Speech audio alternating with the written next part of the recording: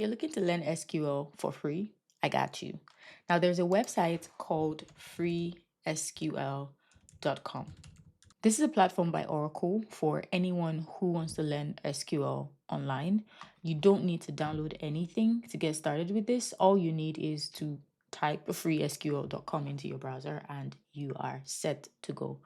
A few lovely things about this platform is one, you have many schemas that are already preloaded for you to practice with. Second is you can save as you go. So if you've made a query and you don't want to lose your progress, you can go in here, click save. It's going to prompt you. Now you have the option to either save to your browser or save to your device. Now, if you are signed in, you will have an option to either save to your device or save to the database. In this case, I'll go ahead and select browser and save. So if you come into your files, you can see here the queries that you've saved, and you can always continue with the work that you're doing. Now, another amazing thing about this platform that I have to mention is the fact that you have access to tutorial content.